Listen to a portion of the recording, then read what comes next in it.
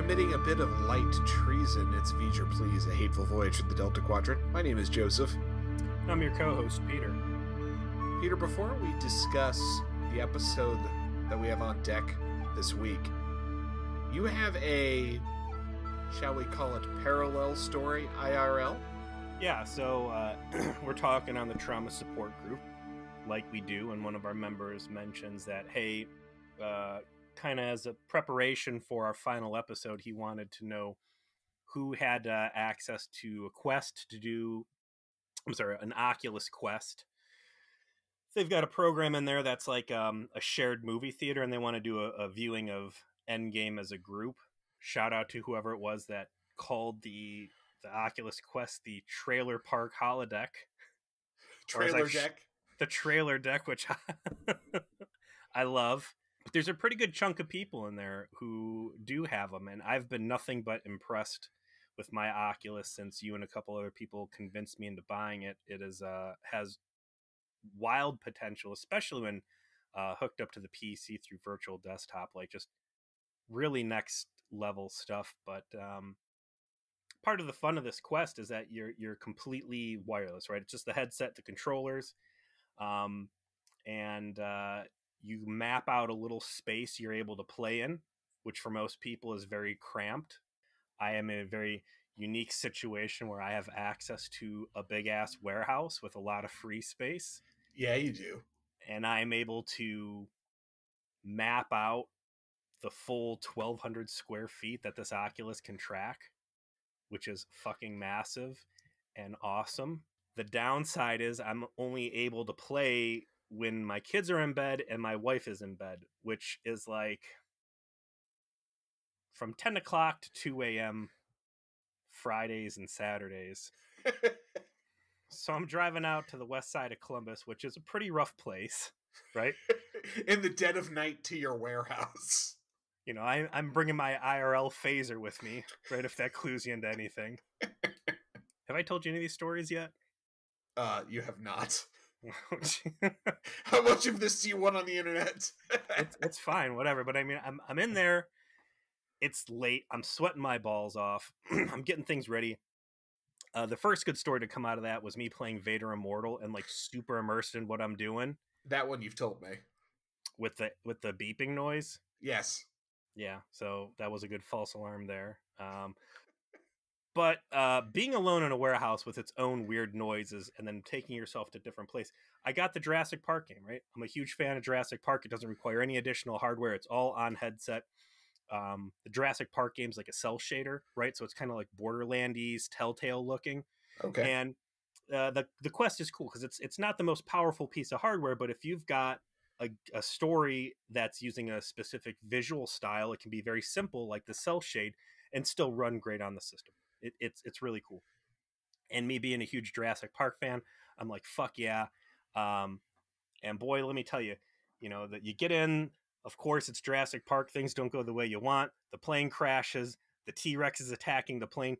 Being in a world and seeing the T-Rex like peeking its eye in, and then like just my Jurassic Park brain catching in, and I'm like, I'm going to stand completely still while there's sweat just pouring off my body because it's hot as hell in this warehouse at like midnight, right? But we start playing, or I start playing this game, and I'm exploring this facility, and because I've got so much space in this warehouse, I'm not using like the joysticks to walk around. I'm using my own feet to walk, and the spatial audio on this thing is good. And it's Jurassic Park, stuff's gonna be jumping out and attacking you at some point or whatever. So I'm just creeping. I'm creeping through this overrun facility. I'm hearing like paint cans rattle. I'm hearing like sniffs and hisses, and I'm like walking real slow, like physically peeking around corners real slow because I'm scared of fucking raptors, right? Right. I haven't even seen raptors up to this point, and there's all these like closets and doors and like storage boxes, and I'm like opening them, looking, and they're all empty. I'm like, this is bullshit, man. Like, there's all these storage things, and I haven't gotten anything yet. And then I'm like, these are some really big vents to like look in this thing. And then I walk into the closet, and I realize that there's a door handle on the inside of the closet, and I go to like close the door. I'm like, oh, wait a minute. I'm not looking for loot. All of these are hiding spaces These are all over the fucking place. I'm not going to get a gun in this game. No. I'm going to be pure prey, and I'm going to be hiding in fucking closets while cyber raptors try to maul my ass. I said, fuck that. I turned the game off. I was too scared. I'm not getting attacked at 1:30 in the morning by a cyber raptor in this sweaty ass warehouse. I just have this vision of your subordinates arriving on site on Monday, and there you are, long dead from the heart attack you gave yourself playing this thing. The real issue is I'm afraid that something's going to happen at some point, and people are going to go back and look at security footage and just see me walking like a candy ass, tiptoeing around this big square, peeking around corners that aren't there as I try to dodge the inevitable raptor attacks. Walking Dead, also a terrifying experience that I noped out of as well and went back into Super Hot instead. But if you got the Oculus, pick up Walking Dead for sure. Have you played that yet? The last Quest piece of software I bought was Bridge Crew. I'm telling you, Walking Dead is a full-on AAA experience. What they were able to do with that game is amazing, especially on that hardware.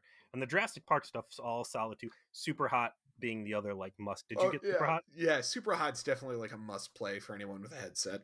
And anybody who doesn't have a trailer deck yet, put down that $300. The base unit's getting bumped from 64 gigs up to 128. Like, it's worth it. It's a really good gaming experience for what you get. And, you know, the functionality with your desktop, you know, is a bonus, but I scarcely use it, to be honest. So, speaking of holodecks, Peter. Terror on the holodeck. What did we watch? Murder on the holodeck. Season 7, Episode 9, Flesh and Blood, Part 1. So, originally a super long episode on its initial release and cut into 2 parts on subsequent reruns, right? We saw this format before with Dark Frontier, the telemovie, as they say. It's supposed to be watched as a single feature-length experience. We've elected to break this up into 2 just because I don't think we enjoyed trying to have to digest all of Dark Frontier in one sitting. And you know, we've got one long episode that we have to do in one go, which is the finale later on. So we'll save our energy for that. To be fair, also, by splitting this into 2 episodes, I have also effectively prolonged how much time I have before I have to watch Enterprise. You know, there's the slow death that comes with delaying the inevitable, and I'm glad you've embraced that. Mm.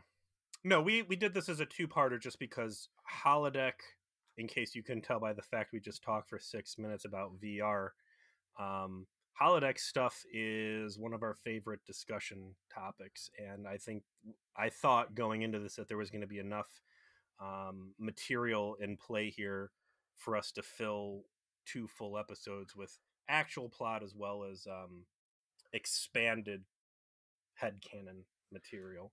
Holodeck and AI have been amongst our persistent favorite topics, and this is really all about the consequences of that technology, along with a bit of our favorite version of Catherine Janeway, which is the version of Catherine Janeway completely unaware of her past actions.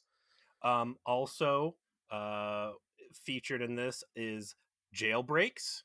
Indeed. And AI abusing B'Elanna Torres. And right there at the end, you know, just made sure we knew what was up. There's a rogue got a little AI. bit of everything. It's got to have B'Elanna being subjugated by it.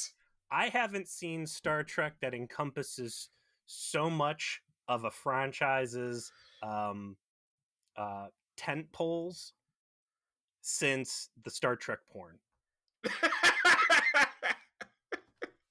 God, if you were going to adapt a Voyager episode into a porn parody, this would be a real humdinger to do.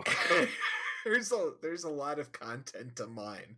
The teaser for this thing brings back the Hirogen, who we saw only once since the Killing Game. So this episode is essentially, this telemovie is a sequel to the Killing Game from season 4, which was the Nazi adventure on the holodeck.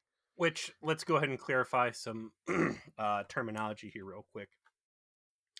it did not occur to me until the fucking Fairhaven episodes, but the Killing Games Part 1 and Part 2 should have been called Worst World, like Westworld, only it was Nazi France, so Yeah, Worst World. WURST, Worst World. So if we say Worst World, we're talking about the Killing Game. Um, there was the Hirogen episode that dealt with Species 8472. Is that pre or post Worst World? So, as I recall, the way it went in season 4 was Message in the Bottle brought the Hirogen kind of into the story because they were using their communications network. And then they got the bad mailbag back, and the Hirogen got pissed about them using it, and they blew up the the communications relay. Little shocky action there, if I remember correctly. After that is when they encountered the Hirogen that was hunting species 8472, and then they like fucked over the hunter, and that's where they like planted the seed that species 8472 was super reasonable all along. And Stupid. And then a couple episodes after that is when we join in media res. The Hirogen have finally had enough of Voyager's shit and took over their ship. This is a great walk down memory lane, and I'd actually forgot that Voyager had been asking for an ass beating as hard as they did. Voyager really were dicks to the Hirogen at every fucking turn. Yeah, they really purposefully antagonized him at least 3 times. And then we had the Hirogen episode, or I'm sorry, Hirogen involvement in the WWF crossover with The Rock and Space McMahon, right? Correct. J.G. Hertzler played the Hirogen elder, hunter that trained 7 of 9 and had to fight to survive, and then they had the death match together. That was the last time we've actually seen a Hirogen on screen that was like involved in the plot. I think there was one in the background during Unimatrix Zero. Yes. But that was not a character that was involved in anything. As far as Delta Quadrant races go, I think Voyager has really gotten some strong mileage out of the Hirogen. They started off a little hokey. Was the 8472 one the one where Chakotay takes the away team over and they see like the chemical baths where they strip the bones off the body? Yeah, because that was like our first real introduction to what the Hirogen were all about, right? Yeah, there was the episode where they were trying to stop Voyager from fucking with their communications thing, but you didn't really get a sense of them except the fact they're supposed to be like 8 feet tall, which they dialed back from after doing that. And then which is a shame because it was cool that they had that sort of scale to them. And the next one, I think, was the one where they found the Hirogen ship and they realized they're the kind of motherfuckers that like turn their prey into soup and eat it. Yeah. They're not good people. Yeah, it's Soylent Green. It's made of people. But I mean, we've had the Malon, aka the Malorn. Captain Planet villains. Yeah. Certainly got better treatment as their run went on. But the Hirogen shown up later in the series, I think that they were handled better overall to consistent good effect. And also their story fit, right? They're super advanced, so the ability to travel vast you could do vast distances is established and backed up by the fact that like a big flaw to the species is that they were scattered to the 4 winds because the drive to hunt had pushed them so far. And at the end of Worst World, they kind of address that when the shortcomings and the near extinction of the race is brought up, that their obsession with hunting was basically killing their population, and that they needed to unify, centralize, and that they could, at the end of Worst World, express their need to hunt and kill safely by way of Federation holographic technology that Janeway had given them.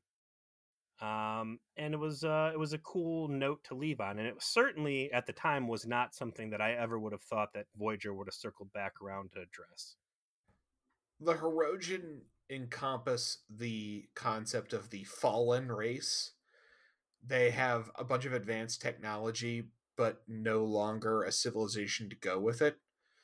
They are able to do things and travel vast difference, and now I'm doing it. Travel vast distances, but they were in decay because they had just been so focused on the hunt that everything that makes a civilization work, like a centrally located population and government and trying to make sure that you have a next generation afterwards, that had all fallen away. And the leader in Worst World, the alpha in that episode, was the guy who understood this holodeck technology has promise to try and alleviate some of these issues in my civilization. That through this, we can bring everyone together and try and restructure and reform our civilization so we don't just all die out in the corners of distant space on a hunt a few generations from now. And like you said, it was a cool place to leave it because it was this big unknown. And also, it was something Voyager up to that point had strongly resisted doing, which is giving Federation technology to a Delta Quadrant race. Remember season 1? I got a whole thing. Oh, with Seska pawning off a replicator on the Kazon that resulted in a Chernobyl-style industrial accident where people are in the fucking floors. Or season 2, when Seska stages a raid on Voyager to steal a transporter and then uses it to transport people into space like a psychopath microwaving a gerbil. Like the Federation technology, if not correctly harnessed and used, is very dangerous. And Federation technology, even when harnessed and used correctly, is still very dangerous. Like, Hirogen go out of their way to overclock these holograms and make them super deadly and super dangerous. Why even bother? They could have just been completely pacific, chill, nice holograms like Voyager has, and still they'll try and kill them. Right. Remember that episode when all of the Aloha holograms in the Polynesian resort try and murder everybody? Yeah, or remember every other holodeck episode ever? Remember when they threw nets on people? I take it you and I took exception to the same scene. I'm gonna fly off the handle. All right. Well, let's put it away. Point is, the Hirogen left with a nuclear bomb, and lo and behold, this episode is about how it blew up. To be fair, the Hirogen are, short of the dinosaur people, probably the most technologically advanced race that we've encountered in the Delta Quadrant, right? Like, non-Borg, sure, yeah. I mean, you got to put the Borg in there. Technologically advanced, not scary or anything like that, but they do travel at transwarp. Yeah, the communications relay, the ancient tech communications relay that was able to push into the Alpha Quadrant, right? And the Hirogen have, unfortunately, the plot flaw that when they're the main bad guys, they kick the shit out of everybody with the best phasers and the best ships and the best shields. And then you have an episode like this where Voyager beats the fuck out of all their ships with one arm tied behind its back. But it's an advanced race, so the idea that Janeway gave them technology that should have theoretically been within their grasp, very reasonable, right? And also, it was a way to solve these giant monsters took over my ship and turned us into slaves problem. Yeah, I didn't know that Janeway was actually in the business of alleviating murder plagues in the Delta Quadrant, based on how she's acted with the Borg, saving their lives on multiple occasions. But apparently that's a hobby of hers, is talk about the consequences of sharing technology. How about when you made bioweapons for your worst enemy? Or didn't use the bioweapons against your worst enemy that you had. Or stopped your worst enemy from blowing up their own ships because suddenly Borg lives mattered. Oh no, not that one. Don't blow up that giant tactical cube. That might have dudes on it. We have to save them. Monster. Oh. What an infinity well of contradiction and hypocrisy Janeway is able to manifest. All right, so episode opens up with the most Predator of Predator musics, right? You thought that the Catch a Jungle Fighter episode. You thought that had Predator vibes and Predator music. No, They might as well had like in the opening credits like starring Arnold Schwarzenegger. That's how Predator this fucking music is. The Predator vibe of this scene really just like the last shot's what pays it off. But they're shooting in some park in LA, and let me read you the summary teaser, right? Because what you see on the screen, I don't think is what they were actually going for. Two Hirogen on a quote tropical landscape, end quote. Not someone's fucking backyard. Two Hirogen hunt in Southern California State Park. And it's like, you know, big Hirogen, little Hirogen. We're on the hunt. You know, they're stalking a prey. They're behind us. They're here. And they go to this like lagoon, and they're like looking over the lagoon, and then rising out of the water comes slow motion. 6 Starfleet officers from appearance with phaser rifles and just blow the shit out of these two. Just absolutely just like chunka, chunka, chunka, chunka. Just slow motion down. Blood, gore, stuff flying out. Right in my notes, I said, all right, these guys are far too hardcore to be legit Starfleet security. Something's up. Or Simon Tarsus got flashed in the Delta Quadrant. I'm sure you noticed that. Same actor that played Tarsus on Next Gen. Knew I recognized that. Yeah, guy. So there's the lead guy, the lead Starfleet officer in this shot will seem familiar to you as it was to Peter, and that is because it's the same actor who played Simon Tarsus on TNG and the Drumhead. That was the Drumhead. He was the Vulcan whose great-grandfather was Romulan, I believe. Actually Romulan, yeah. He's claimed it was Vulcan, it was actually Romulan. That was the lie he got caught Admiral in. Nora Satie came in to lead the witch hunt, and she seduced Worf over to his side, and then, you know, Lawyer Picard shuts them all down by the end, you know. So this is murder Tarsus. Cowboy Tarsus, yeah. Just blow these dudes away, and you're like, it's the first time I've ever seen Starfleet uniforms fully submerged in water. These guys are special ops. Not the kind of fools who would let a couple Ferengi get the leg up on them and ruin an easy trip home. We flash back to Voyager at this point, and it's the Doctor trying to get Chakotay to let him go on a vacay to go to a symposium, Doctor Symposium, with a species of apparently 6-legged creatures. And Chakotay's like, no, that's way too expensive a special effects budget. I don't want you guys anywhere near. The CG alone would break the bank. You know, the Doctor starts kind of trying to like, well, hey, you know, here's the cost benefits to doing this. And then Janeway jumps on the intercom and says, we're getting a distress message from the Hirogen. Chakotay wants you on the bridge. And the Doctor's like, see, here's a great reason. I can go off on the symposium. I'm sure the Hirogen can keep you guys busy for 2 weeks. And it's like, bad time for a joke, man. I seem to recall the Hirogen.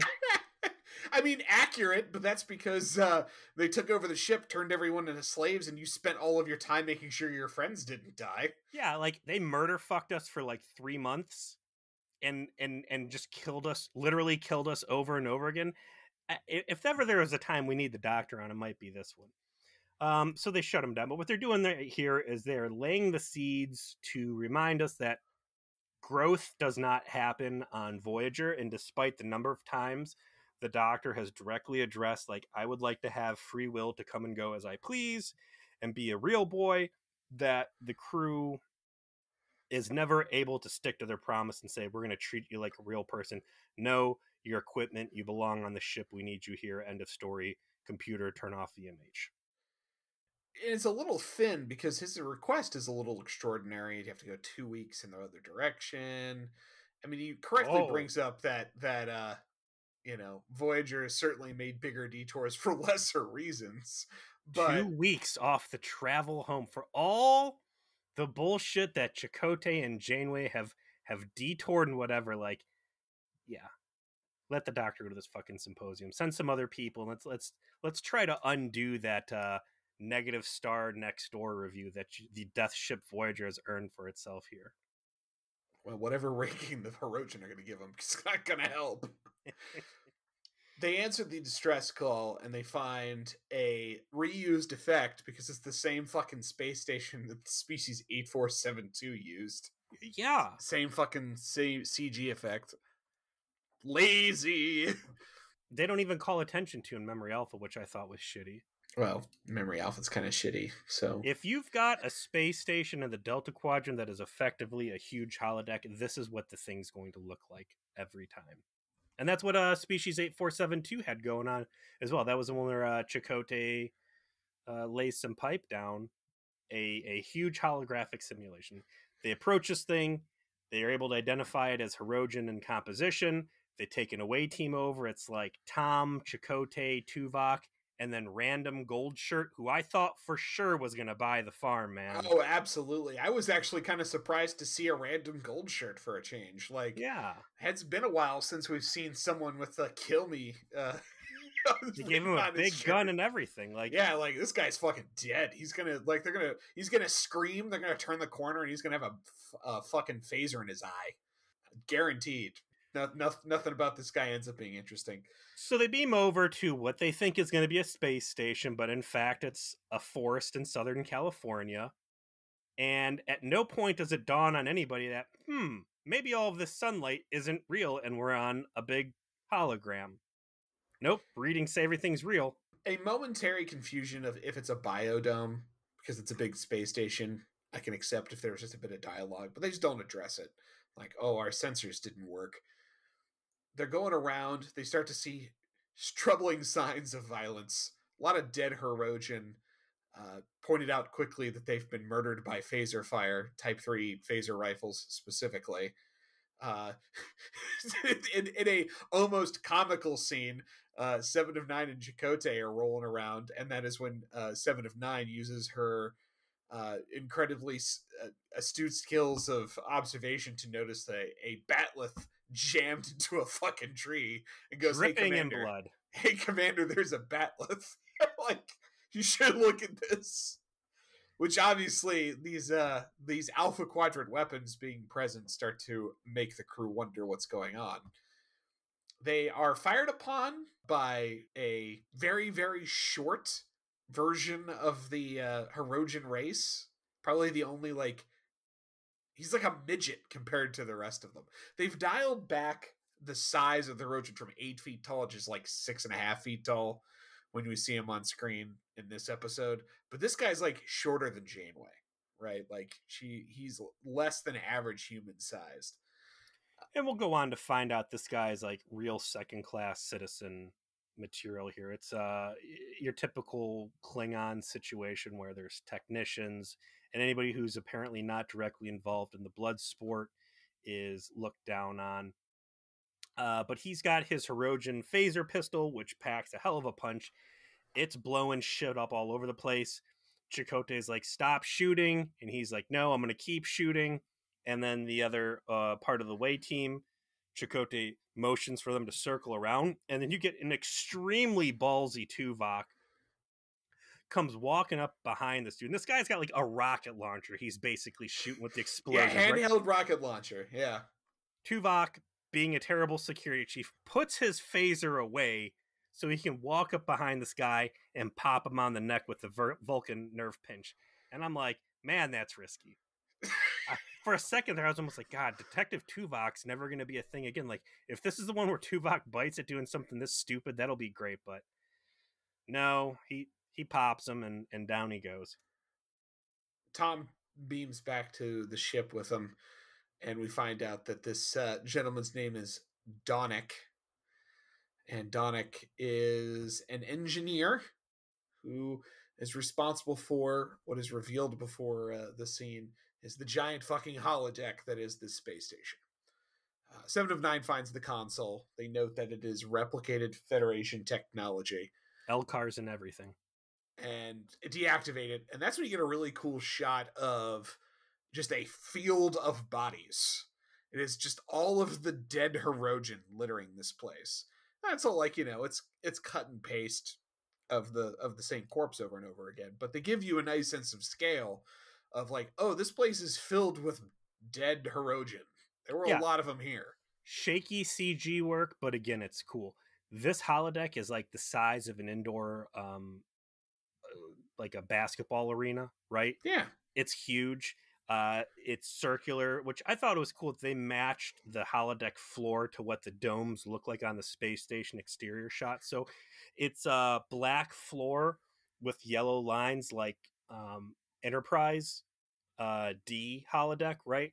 But instead of it being a grid square, it's like a radial pattern, like spokes off a bicycle wheel into the center because it's a circle. And like you said, I mean, there's just with how many say they 35 dead people, I think. Something like that. I think it might have been more than that. 43. 43. Awesome sense of scale and gore. And we've joked about this before, like when you turn off all the holograms and the mess is left behind, like all the body fluids, all the drunk crew members, just whatever had been happening in the holodeck when you turn it off, that's what's left over. You have a lovely room of death. And they're just kind of like, uh-oh, culpability. Yeah, like, this seems really bad. This is a lot of bodies. They talk to Donick, and he explains, yeah, I'm the technician who's in charge of the holodeck, and the problem is the obvious one you're thinking, which is the holograms malfunctioned and murdered everyone, and I was unable to turn them off because... So then Janeway and Chakotay look at each other, and they're like, yeah, and? What? Oh, did we not explain that's not a bug, that's a feature.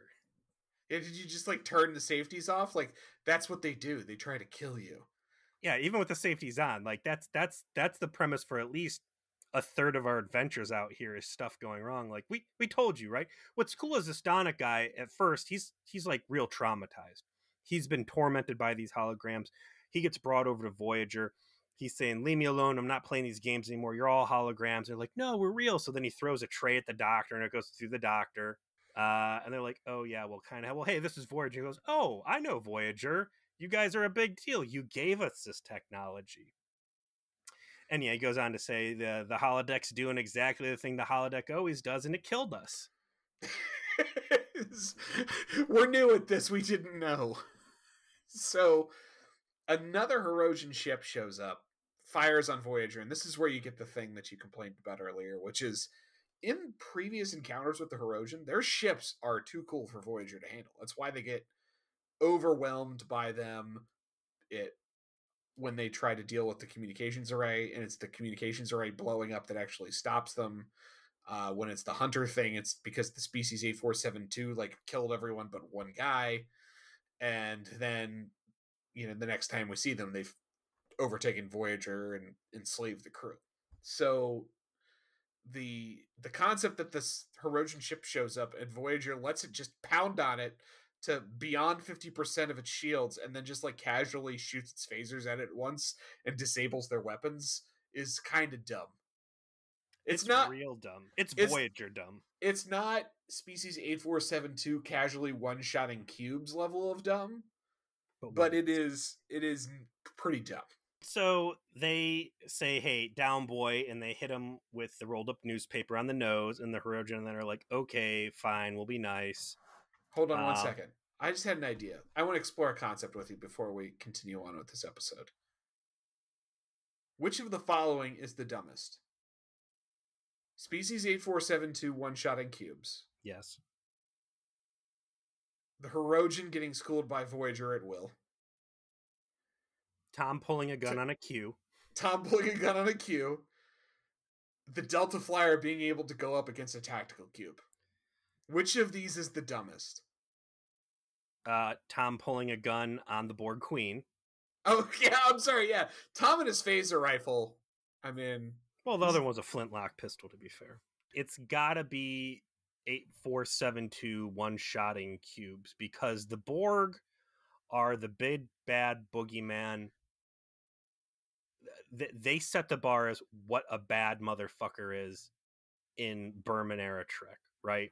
Right. So by being able to one-shot those guys, you've thrown the entire power structure and sense of scale in the trash. And like any of that other stuff you can kind of explain away to a certain extent, like Tom and the guns, and Q had soup basically uplift him, but but just the sheer number of times also that 8472 replicates the feat, where you have destroyed 36 cubes with one 8472 ship. And then the immediate stupidity that 8472 tags Voyager, and Voyager just kind of like swerves and skips away. I would say that's really the unforgivable offense. Do you have a different thought on that? I agree that kind of like set the tone for what mine is. Mine was Tom being able to infiltrate the unit complex and put his phaser rifle on the Borg Queen and exfiltrate with the captain with no consequences. Like, again, that is just such a, like, this is the kind of jabroni nonsense that stupid aliens of the week get pulled on them, right? The drive by with my phaser rifle to grab my captain and leave. This is the Borg that you're pulling this on. Data, Worf, and who else was on that away team to try and rescue Locutus originally? They couldn't even pull it off. No. But Convict Tom. It's just a random cube. This is because we're not dealing with the Borg. This is their harmless, simple Jack. The Bjorg. Yeah. The Morg. Yeah. The Morg, yeah. They might look like the Borg, like that are big and scary, but it's not. I mean, you couldn't pull a phaser rifle on the Borg Queen. Morg Queen, yes. Yeah, Voyager's really just thrown the scale off on everything. So yeah, Voyager just one-shotting them into chilling out. Pretty silly. The Alpha and his number one end up beaming over to Voyager because Janeway says, hey, we've got the technician who put the distress call out. It wasn't a complete party wipe over there. There is a survivor. We want to talk to them. Oh, well, he's in no condition to beam over, despite the fact he was just doing gymnastics, fist fighting the doctor in the Tuvix Memorial Death Corner. So they come over, and I was pretty pleased to see that one of the Hirogen is that dude from Enterprise that's like the Admiral. Oh, I didn't pick up on that. I didn't check to see who played them. It was the guy who was 8 of 9 or whatever from the Borg Quartet episode. The guy who wanted to go off and use his last month doing drugs and hookers. Oh, yeah. The guy who plays Admiral Forrester. So he's in that one. They're able to cram all sorts of prestigious Trek regulars into these Hirogen outfits because of the amount of prosthetics involved in hiding them. But they start grilling this dude. And second class citizen him. It's clear that this role is not something that is important in their society. The plot basically gets rolled out that the holograms were able to escape captivity and commandeer a Hirogen vessel and upload their programs over to the vessel's holographic projectors and skip town. So now you've got this Hirogen warship staffed by rogue Federation AI murder bots out doing their thing in the Delta Quadrant. There's a pretty big, shall we say, facepalm by Janeway as she figures out that's what's going on. And the Hirogen identify where the ship is going, and Janeway's like, we coming. This is partially our fault, so we're going to help you hunt these things down. The next scene is the one where I think we're going to have the most complaints, and that is when Janeway's in her ready room. A fun note before we get into the objectionable part. I was watching this with Stevie, and it's Tuvok and Chakotay, who are people who don't like each other, come in together to have a discussion with the captain about choices that she's making. And she says, I hope you guys aren't planning on double teaming me. And Janeway and Stevie says, hey, wait a second. Can you roll that back? I didn't hear that. And it takes me a second to find the beginning of the scene again. And I start playing it again. Little I know she got her phone out.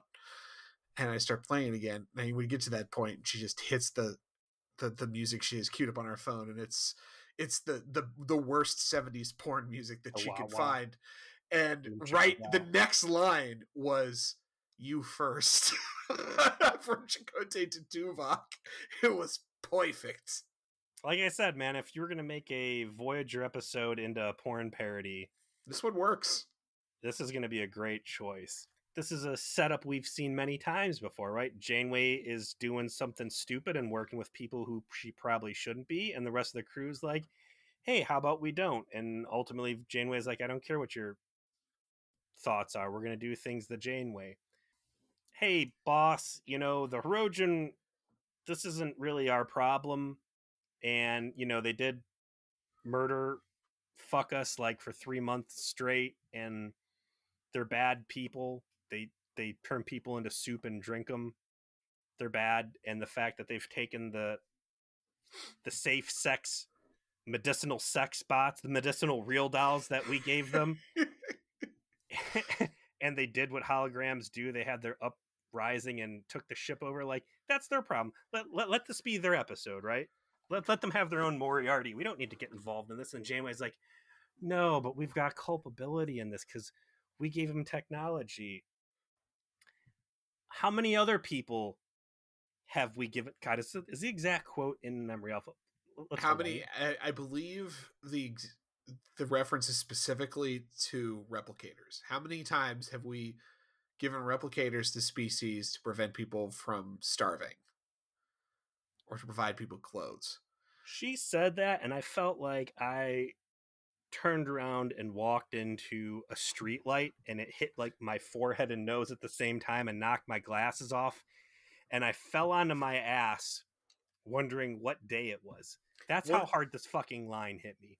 The only time that this show, to my knowledge, right, and I know we've watched every episode, and I know we've done a podcast about every episode, but, it's been years. Maybe there's one I'm forgetting, but I'm pretty sure that the only time that Voyager providing willingly or unwillingly replicator technology to anyone is ever addressed is that episode with the Kazon, where Seska literally pilfered one and gave it to them, and it wound up causing a horrific accident.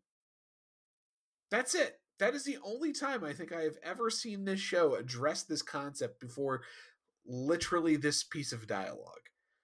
Shared replicators to feed and clothe people. Season 1, like episode 1 or 2, Caretaker, right?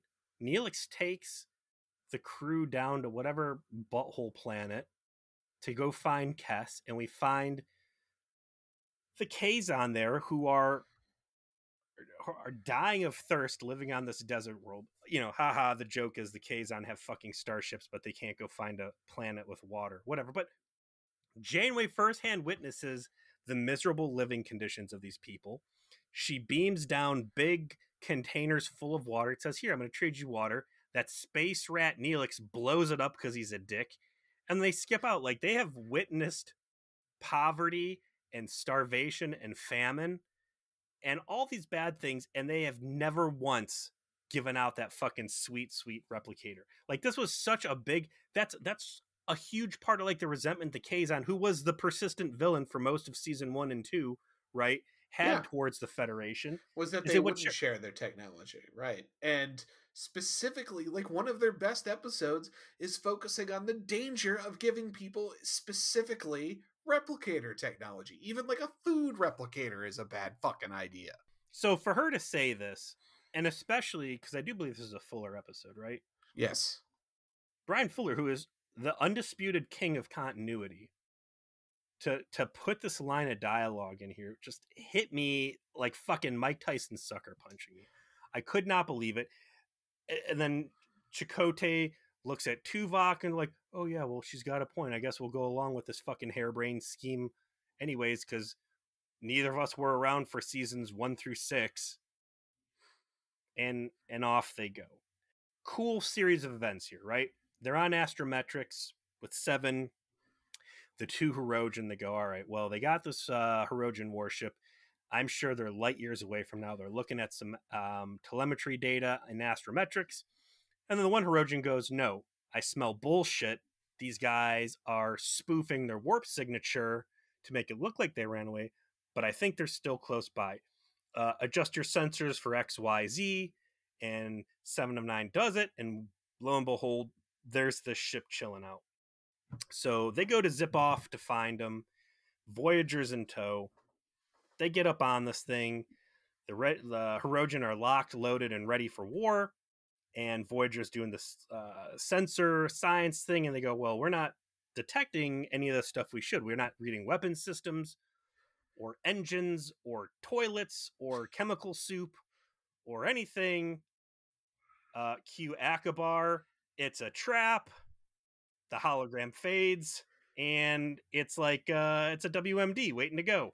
Yeah, it's just a bomb. It's a bomb in space, blows up. The IED really F's Literal up IED.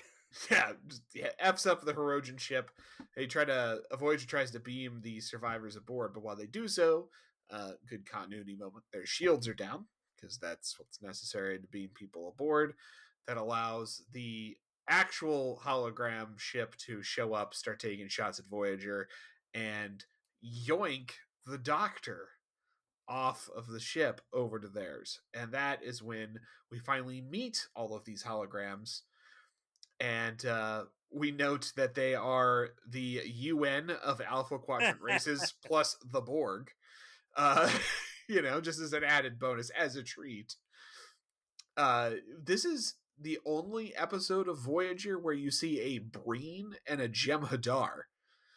The Jem'Hadar are actually a Gamma Quadrant species, not that the fucking Hirogen know that, and the Breen are just some shit they came up with DS9, that it's the thing in the big suit with the giant, like, helmet. Is that what that was? Yeah. What's the Breen from exactly? The Breen are from DS9. They're from, like, a cold planet. They're this, like, weird boogeyman alien that they came up with. Lives in the Alpha Quadrant. So not a lot of history about them. They wound up getting much more explored in, like, books and that sort of thing, because the show purposely didn't tell you much about them. Awesome scene. They're all holograms, obviously. I don't know if you saw it or not, but the think tank AI hardware is the central holographic processing unit for the ship. The last time we saw that was the Slingshot episode, chilling out in the background. And that central console was the thing from Captain Proton. Yeah. Good representation of species there, but man, go for the brass ring. Get them all in there. Get the Ferengi. Get all the weird. Get the shittiest, most trash baggy. Remember the Weremoth? Was it called the Dolphin? That next gen episode where it's like a cute little girl and then it turns into like a big fucking Mothman that's like fighting her nanny. Get that thing in there. They already did a pretty good job of the fact they reached and got a Jem'Hadar and a Breen in there. Like, that was already kind of like digging deep into the catalog. Get the Nausicaans. Yeah, there could have been a Nausicaan. I agree. There could have been a Nausicaan there. Armus, Skin of Evil, have him. The number of put Lon Suitor in there. The Alpha Quadrant's most dangerous predator. That should have been like top of the list when they turned this over. It's like, if you want a real challenge, give this guy a space pipe. Show. They could have like encountered a holographic version of Lon who's, really excited to see them. Come on, man. Give me my Seska. Give me my fucking put Seska as the lead of the fucking rebel brigade that broke these holograms out. Like the Bajoran guy they have here is cool, but like, my perpetual fantasy of more Seska. What an opportunity. Like the actual hologram from worst case scenario, like if she had somehow wormed her way onto that thing, like I'm trying to think if there's any other unforgivable season 1, season 2 next gen aliens they could. The Skeletor werewolf man that Worf fights in his calisthenics program. I would like to see those anything guys from again. the calisthenics program could be in here and it would be spectacular. So the Bajoran leader you mentioned, his name I think is, I'm gonna actually look it up, Iden. And I really like the concept behind this guy, because Iden, like everyone else that we find on the holographic ship, is a representation of a different Alpha Quadrant race, different kind of stereotype. Starfleet officer, Klingon warrior, Cardassian, what have you. Iden is a Bajoran officer. He's dressed in the Bajoran militia outfit with the little Bajoran militia comm badge, which means he's really religious because all the Bajorans are very religious, right? So his entire worldview is colored by these stereotypes that he is fulfilling as part of his programming. So much like the Bajorans, who many of which joined the Maquis or were part of the Bajoran resistance that forced the Cardassians off of their planet to begin with, he's a fucking freedom fighter. He's a goddamn terrorist. And it turns out, when you're the Hirogen and you inherit you inherit murder bot technology, and you're like, what if we made it so that they adapted like a Terminator? Every time you kill them, they come back and they become cooler and cooler at trying to evade being hunted. And you do this to someone whose default personality is, I must be a freedom fighter that terminates these evil oppressors. You get this fucking guy. It's perfect. This is why we split this episode into 2 parts, right? There's a lot of deep stuff going on here. There's a lot of Westworld. There's a lot of Fairhaven, the stuff we touched on. What happens when you treat your toys badly, or my episode title recommendation for this, why you always wipe your droids, right? Right, the Star Wars thing. Because the Hirogen don't just want to hunt these people down. We will come to find out that they've made upgrades. They've put more RAM in. They've installed solid state drives. All right. They got the good video cards in these things. And then they add the touch of sadism under the guise of realism. These holograms bleed. These holograms have heightened pain receptors, so everything hurts and they cry out and suffer more than they should. And most importantly, they remember. Even when the Hirogen turned Voyager into Worst World, nobody remembered, right? Each simulation, everybody would get a mind wipe. There was not this persistent suffering that was going on mentally, even if the bodies were being abused and it was the doctor stitching them up.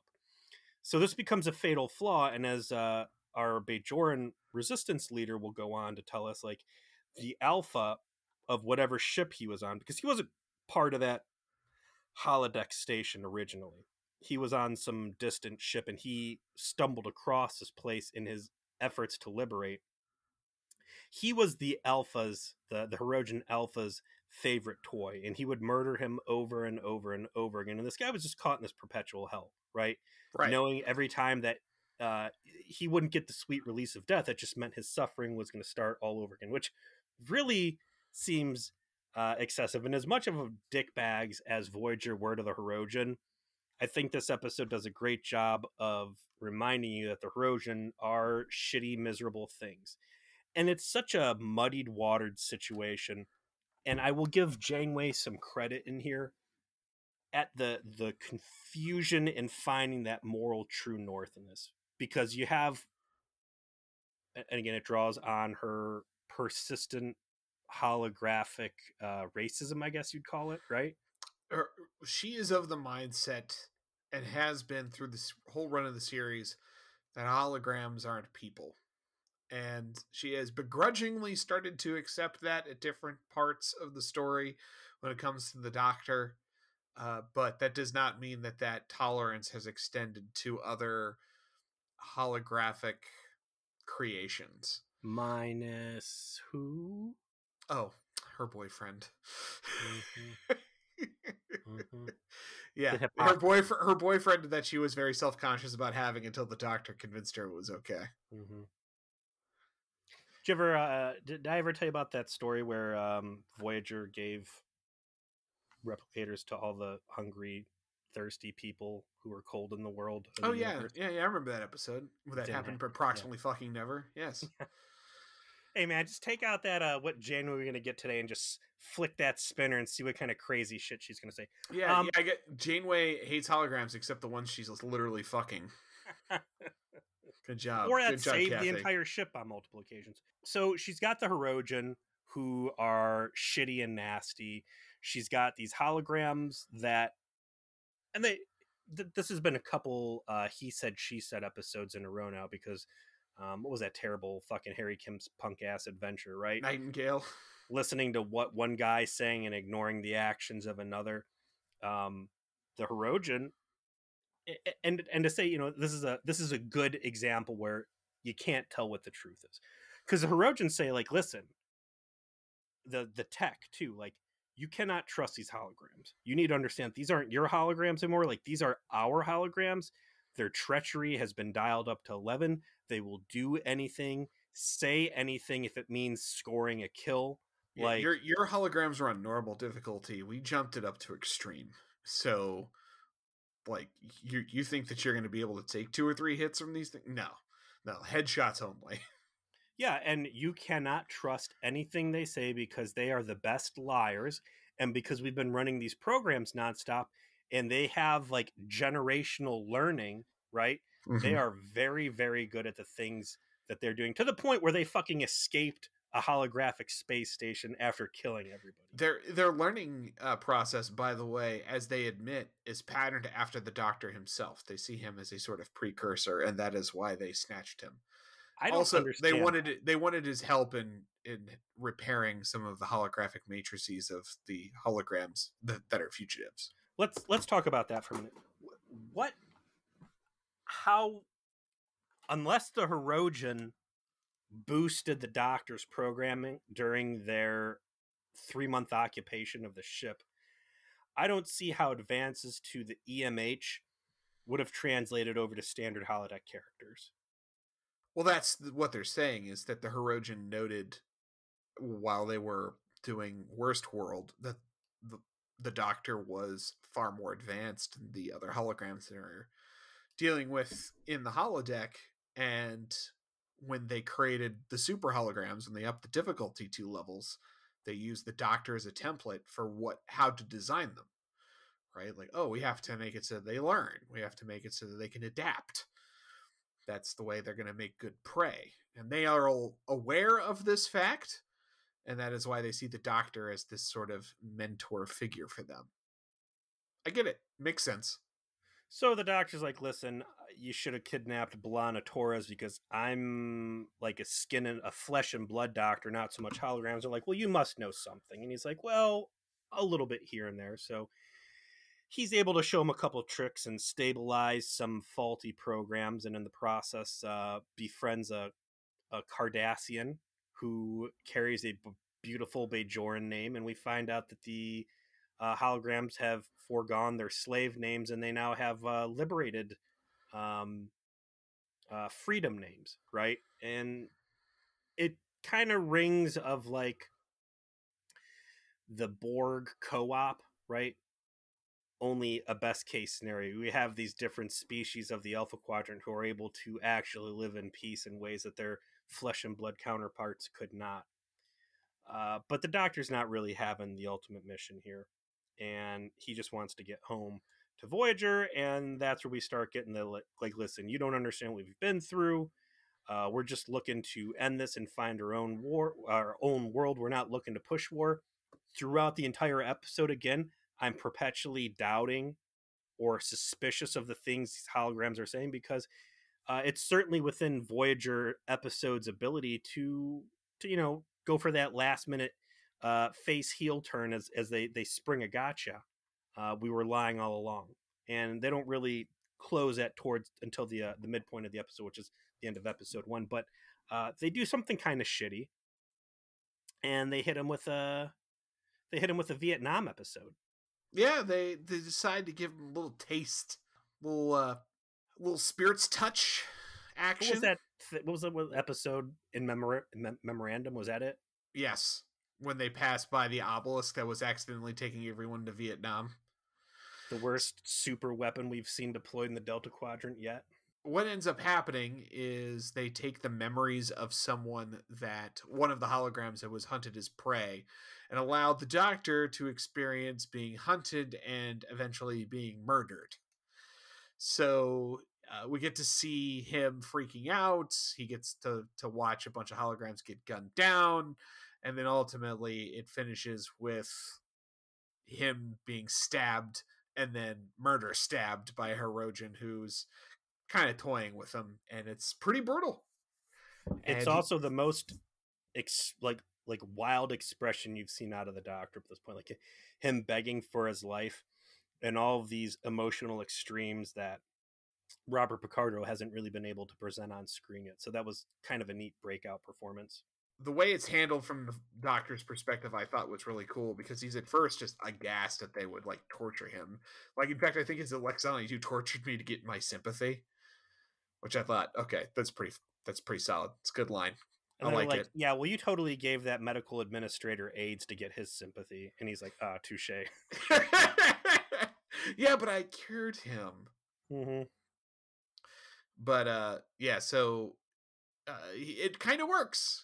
You know, to Aiden's credit, it provides him context for what they've been through. He offers like, okay, we'll just go back to Voyager and drop you off. And he's like, okay, so tell me your plan. They get there. Voyager's ready to fucking fight. Meanwhile, the tech and B'Elanna and Seven of Nine have come up with basically an anti-photon beam that they will shoot the ship with to turn them all off. And they get back, and the Doctor's like, no, hold on. They're not malfunctioning. They're just super murder bots, but I've talked them into a peaceful solution. Because you're the Federation, and Janeway, you love a peaceful solution. Yeah, sometimes. Yeah. Flick your personality spinner. Let's see what we're gonna get. And so he comes back over to the ship, and he pitches the idea. They've got this tech they're working on. They'll let them essentially set down on a planet that's otherwise inhospitable, set up a holographic like zone where they can just kind of live their lives, and the Hirogen will leave them alone because they won't be able to survive on the surface. It's a win-win. We help preserve these beings that we've accidentally essentially assisted in creating, because that's what they are. They're just like me, right? They're holograms that have adapted into sentience. Kind of shades the demon here. A little bit, yeah. A little bit. Like, the Doctor's position is definitely well framed as being eminently reasonable and probably correct in terms of Federation ideals. Like, we're responsible for this. We have a way to help them out and live their lives peacefully. We need to follow through on this and assist them. And really, Janeway's recalcitrance in assisting is framed as incorrect in this episode. It's that she's unreasonably decided not to assist the holograms in setting themselves up for a peaceful existence, and instead wants to resort to violence to turn them off and then go deal with the Hirogen and like do this other stuff. She puts this thing out on the table and says, listen, I want you guys just to turn yourselves off. We're going to bring you on board. We're going to get this thing straightened out. You're defective. Maybe we'll turn off your persistent memory so you don't remember being murdered over and over again, which the Doctor then says, well, that's going to basically take away their sentience, and that's murder in its own regard. There is a Hirogen. So the Hirogen ship got fucked up and blew up. They transported all the survivors off. They've got them all sleeping in these little corny mats in the mess hall. It's a real shitty looking scene because the Hirogen costumes look silly. The Hirogen costumes laying on Girl Scout bunk beds look even sillier. They look like fucking what's the word I'm looking for here? He-Man villains. You know, they look like minions of Skeletor. I think they look like pro wrestling figures, like with just big rubber bodies. Yeah. Some shit goes down. Neelix ends up in a headlock.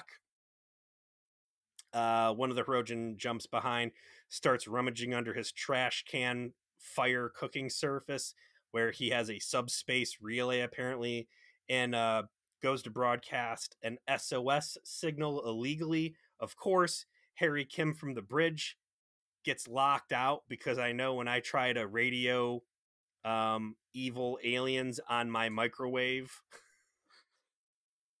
on my smart refrigerator, no one will be able to.